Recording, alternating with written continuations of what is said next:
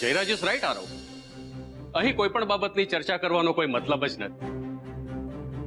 તારી મમ્મીની વિનંતીને માન આપીને અહીં મારે જે જોવાનું હતું એ જોઈ લીધું, જે સાંભળવાનું હતું એ સાંભળી પણ લીધું.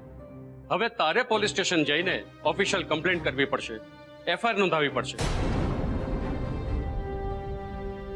પોલીસ ડિપાર્ટમેન્ટ પોતાની રીતે તપાસ કરશે અને એક્શન લેશે. અરે સર, શેની તપાસ, શેની એફઆઈઆર? મેં કોઈ ગુનો કર્યો જ નથી. કારણ કે એમની દીકરીએ મારા દીકરા સાથે રાજી ખુશીથી લગ્ન કર્યા છે. એકની એક વાત વારંવાર કર્યા કરવાથી સત્ય બદલાય તો નથી જવાનો મજમદાર. તારો દીકરો મિહિર ઉર્ફે આ સુકેશે મારી દીકરી કોમલને છેતરી છે, એની જિંદગી બરબાદ કરી છે. તો પછી બોલાવો ને કોમલને અને પૂછો બધાની સામે. જેમ આ લોકો અમને બ્લેમ કરે છે કે અમે કોમલને પ્રેશર આપીને લગ્ન માટે મજબૂર કરી હોય, એ જ રીતે આ લોકોએ કોમલને પ્રેશર આપીને અમને ફસાવવા માટે આ શૂટિંગ નહીં કર્યું હોય. એ તો ફરક છે મજુમદાર તારામાં ને અમારામાં. અમે મુસીબતોમાં સામી છાતીએ લડી લેવામાં માનીએ છીએ. તારી જેમ બાળકોને હથિયાર નથી બનાવતા. અમે અમારી કોમલને કોઈ પણ જાતનું પ્રેશર નથી આપ્યું ક્યારે.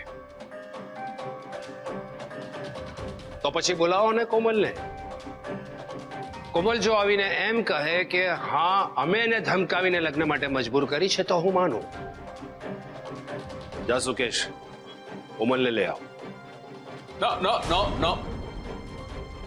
ખબરદાર, એક ડગલું પણ આગળ વધ્યો છે. કોમલ નીચે નહીં આવે. શું કામ નહીં આવે?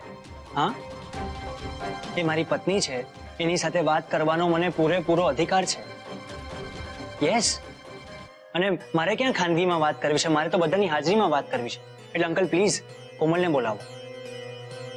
એક વાર કહ્યું ને કોમલ નીચે નહીં આવે એટલે નહીં આવે. પણ શું કામે નહીં આવે? કારણ કે એ ઘરમાં જ નથી.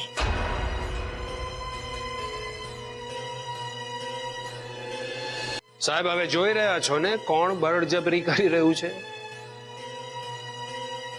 આ લોકોએ અમારા ખાનદાનની વહુને ગાયબ કરી દીધી છે, અને એ પણ પરાણે, જેથી બધાની સામે સત્ય બહાર નહીં આવે. એટલે સાહેબ, કેસ તો આ લોકો ઉપર બનવો જોઈએ. મારા દીકરાની વહુને છુપાવી રાખવા બદલ અમારો પૂરેપૂરો હક છે કોમલને સવાલ જવાબ કરવાનો અને અમારા ઘરે લઈ જવાનો. બસ મહેન્દ્ર, બસ. ખૂબ બધું બોલી લીધું અને ખૂબ સાંભળી લીધું અમે. ઇનફ નાઉ.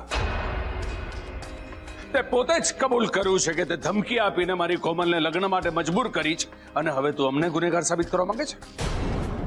ધીમાન, તું જ કે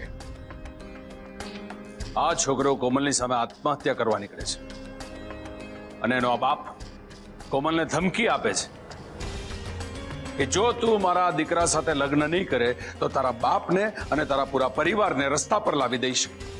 અને બળજબરી નહીં તો બીજું શું કહેવાય? સર, આ લોકોએ કોમલને ખુલ્લમ ખુલ્લા બ્લેકમેલ કરીને ફસાવી છે.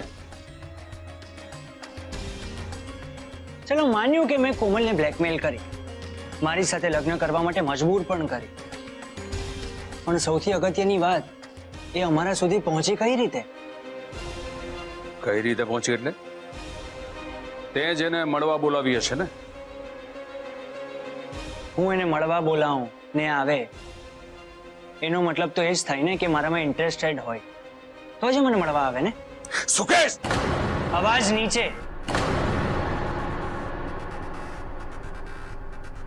અને એવું તો છે નહીં કે હું ઘરમાં આવીને કોમલને કિડનેપ કરીને મારી સાથે લઈ ગયો.